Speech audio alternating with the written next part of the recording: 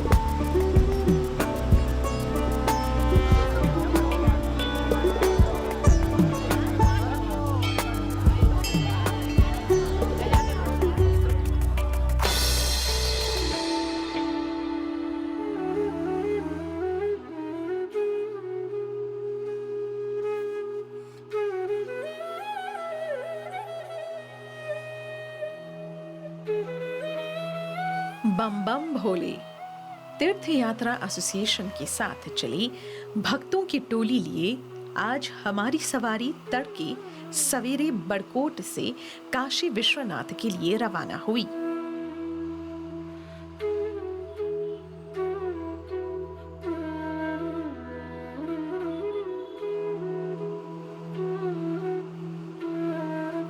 लेकिन वहां तक पहुंचने से पूर्व बरकोट के इन शांतमय व ताजे नजारों से गुजरते हुए हमने यहाँ के पहाड़ों में प्रवेश किया।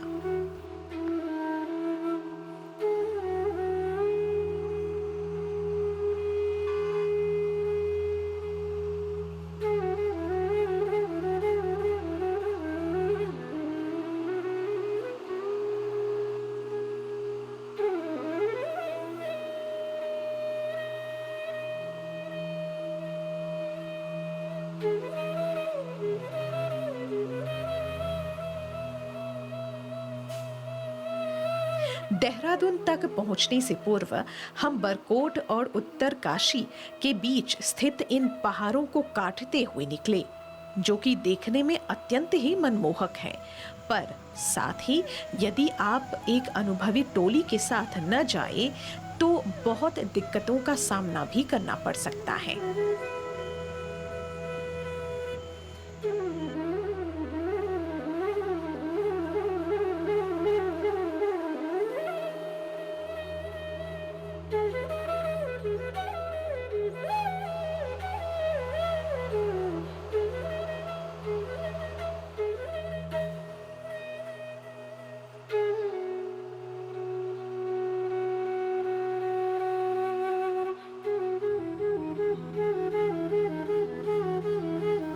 पर यहाँ पहाड़ों में शहरों की तुलना में हमें बहुत ही तंग और कच्चे रास्ते मिले, जहाँ यातायात में फंसे ये बसें बहुत ही आराम से बिना एक दूसरे को टक्कर मारे आगे जा रही हैं। और हमारे साथ हमारे बस ड्राइवर सरदार जी हैं, जिन्हें वर्षों का अनुभव है।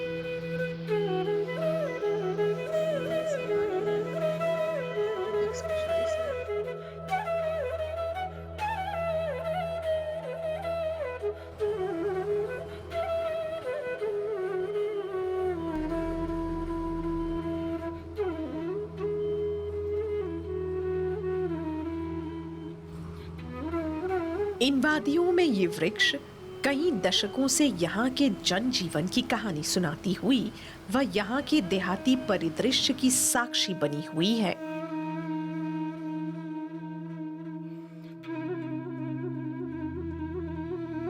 करीब 3 घंटों के सफर के बाद हम पहाड़ों के नीचे धरासू इलाके से होते हुए यमुना नदी के साथ चलते गए और हम पहुंचे हमारे तीर्थ यात्रा के मध्य में एक ऐसे अनोखे देव स्थल तक जिसके साथ दैविक कथाएं जुड़ी हैं।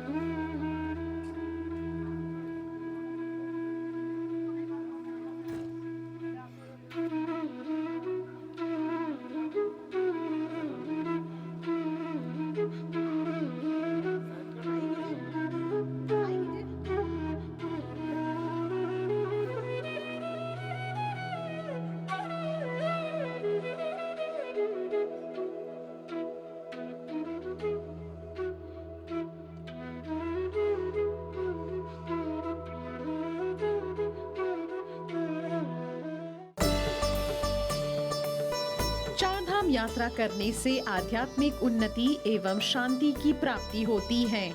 यहाँ तक कहा गया है कि इन 4 पवित्र स्थलों के दर्शन मात्र से ही मोक्ष की प्राप्ति होती है।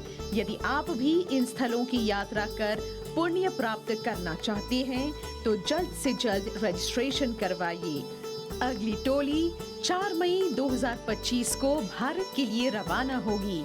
इस संस्करण में चेन्नई, तिरुपति, त्रिची, पलानी, मदुरई, रामेश्वरम, कन्याकुमारी, केरला, कोची से मुंबई पर 4 दिन आप क्रूज पर बिता पाएंगे तथा शिरडी साईं बाबा और मुंबई जा पाएंगे।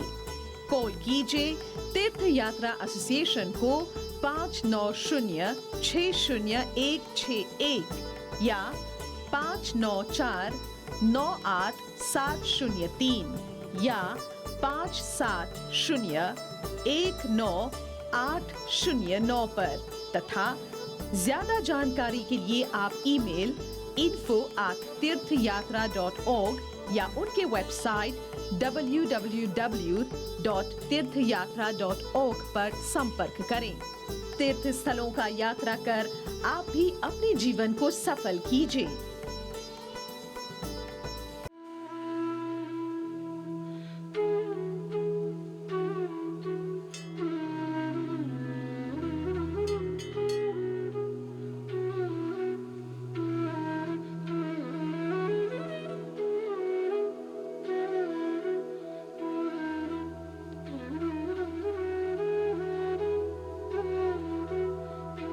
ग्रंथों के अनुसार शिव गुफा द्वार जो उत्तराखंड चमड़ोली में स्थित है, यहाँ इस शिव गुफा की लंबाई 150 मीटर बताई जाती है। यहाँ के द्वार में बड़ी घंटी है जिसकी ध्वनि वादियों में सुनाई देती है।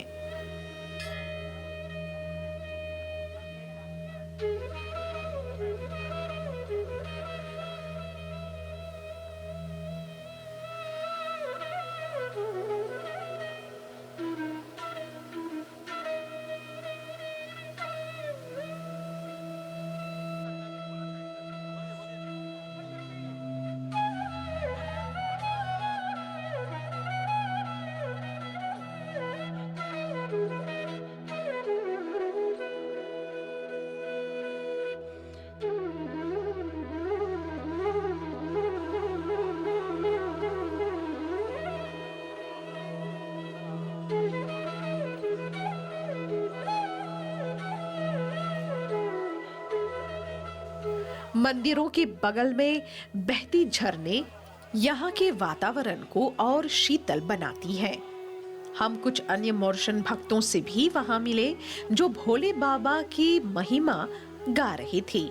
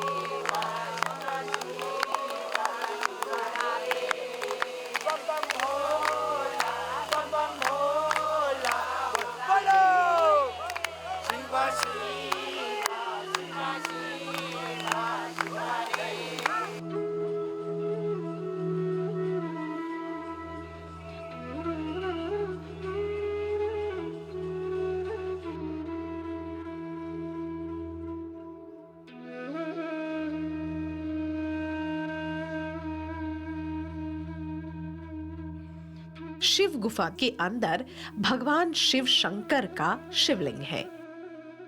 गुफा बहुत ही तंग है। यहाँ एकदम सटीक चढ़ाई करके भक्त अपनी मनोकामना की पूर्ति करने आती है।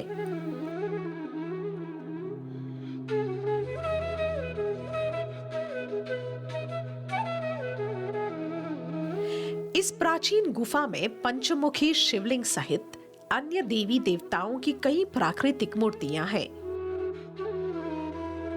यमुनोत्री धाम से लौटकर आने वाले तीर्थयात्री यहाँ रुककर भगवान शिव की पूजा करते हैं।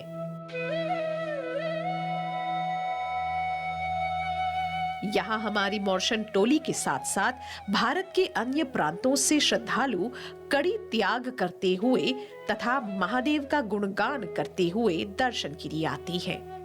मान्यता है कि यहाँ का दर्शन सौभाग्य से तथा जब बुलावा आए तभी संभव होता है। ओम नमः शिवाय। ये देखिए शिव की प्राकृतिक गुफा बनी हुई है, प्रकटेश्वर महादेव गुफा बनी हुई है। यहाँ पे नेचुरली पूरा प्राकृतिक रूप से ही पूरा बना हुआ है। बहुत सारी आकृतियाँ यहाँ पे शिव के गुफा के अकॉर्डिंग यहाँ पे बनी हुई है। सबसे पहले आप यहाँ से देखें तो ये गुप्त केदार कुंड बना हुआ है यहाँ पे, जहाँ नेचुरली पानी का सोर्स है और यहीं से पानी निकलता है। उसके ऊपर आप देखिए तो ये हनुमान जी का गदा बना हुआ है, ये वाला हनुमान जी का गदा बना हुआ है यहाँ पे। उसके बाद आप इस तरफ देखें तो ये शेषनाग उनके फन की आकृति इस पे यहाँ से बनी हुई है इस पे, और ये नीचे इसका शिवलिंग के रूप में ही नीचे स्थापित है, पानी के नीचे बना हुआ है। उसके बाद आप ऊपर देखें तो यहाँ पे ये गरुड़ बना हुआ है, ये उसके फेस का शेप और ये उसका पीछे पंख बना हुआ है इस पे। ऐसी अनेकों आकृतियाँ इस पे बनी हुई है इस तरफ से। बाकी आप फिर यहाँ से देखें तो ये गंगा का वाहन मगरमच्छ का ये पंजा बना हुआ है यहाँ पे, पूरा प्राकृतिक रूप से ही बना हुआ है। और ये लटकती हुई देखें आप तो ये शिव की अनेकों जटाएं बनी हुई है इस पे, जिससे पानी निरंतर गिरता ही रहता है इन पे। बीच में देखें तो ये पंचमुखी शिवलिंग बना हुआ है, 5 मुखों वाला शिवलिंग बना हुआ है यहाँ पे प्रकटेश्वर महादेव का। ये 3 मुख ये शीर्ष में है, इसके ऊपर से बने हुए, और 2 ये पृष्ठ भाग से, एक यहाँ पर और एक यहाँ पर बना हुआ है। इसमें विशेषता के तौर पर देखें तो इस पे ये ओम की आकृतियां इस पे बनी हुई है। ये देखिए इस पे ओम का आकृति, इस पे हर जगह इस पे ओम की आकृतियां इस पे बनी हुई है। बाकी पूरा प्राकृतिक ही बना हुआ है। इधर आप देखें, इस तरफ देखें तो ये गणेश जी यहाँ पे बने हुए हैं, ये वाला, और ये चूहा उनका वाहन, ये मूषक, ये पूरा इस पे बना हुआ है। और इधर से आए आप, इधर से आए तो इधर से आए तो ये देखिए आप, ये नंदी बना हुआ है, बैल, शिव का वाहन, ये नंदी यहाँ पे ऐसा बना हुआ है। बाकी ये दुर्गा माता है, ये स्थापित किया गया है बाद में मूर्ति के रूप में। बाकी पूरा प्राकृतिक ही बना हुआ है। गुफा के अंदर शीतल व स्वच्छ जल प्रवाह भी है जो इन पहाड़ी गुफाओं से बहता है। मान्यता है कि 23 जून 1998 को यहाँ के गांव वालों को यहाँ पंचानंद महादेव का दर्शन हुआ था। तब से ही 150 मीटर की ये चढ़ाई करके प्रकटेश्वर महादेव मंदिर व गुफाओं के अंदर जाया जाता है। यहाँ संतोषी माता भी विराजमान है।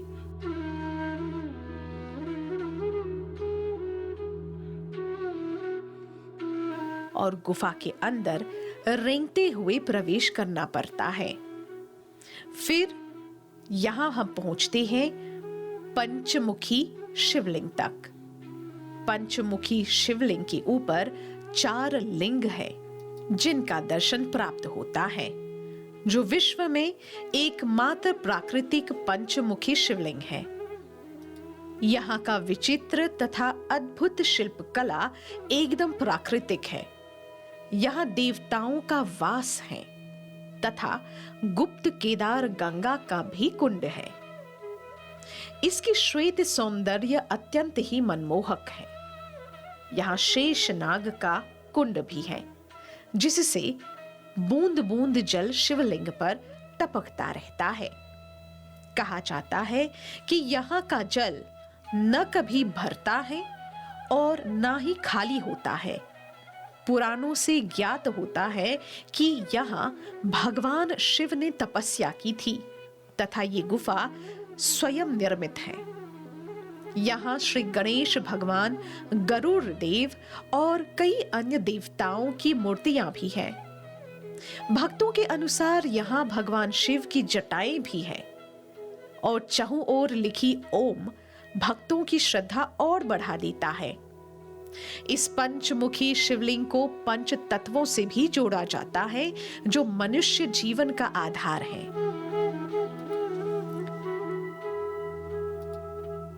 यहाँ दर्शन प्राप्त करने के बाद गुफा के नीचे ढाबे में आगंतुकों के लिए स्थानीय भोजन भी उपलब्ध है।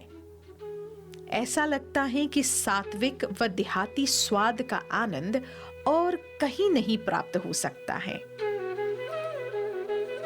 यहाँ के लोगों की सरलता जीवन के उस पन्ने को खोलता है जहां हमें स्मरण करवाया गया कि मनुष्य को जीवन का आनंद लेने के लिए बड़ी नहीं पर छोटी छोटी खुशियों को समेटना चाहिए। यहाँ दूर दूर से ढाबे चलाने रोज ये गांव वाली आती है।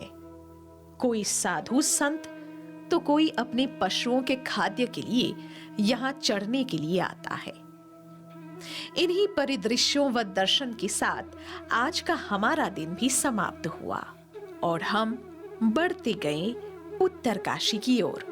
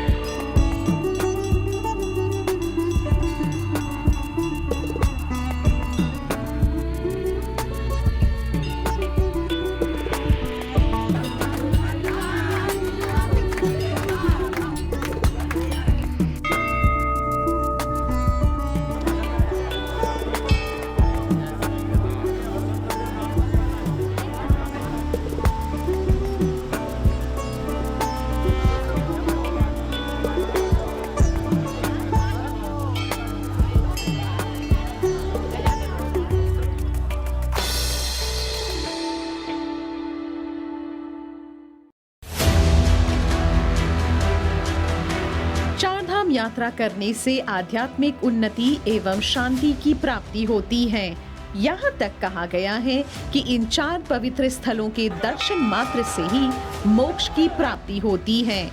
यदि आप भी इन स्थलों की यात्रा कर पुण्य प्राप्त करना चाहते हैं तो जल्द से जल्द रजिस्ट्रेशन करवाइए।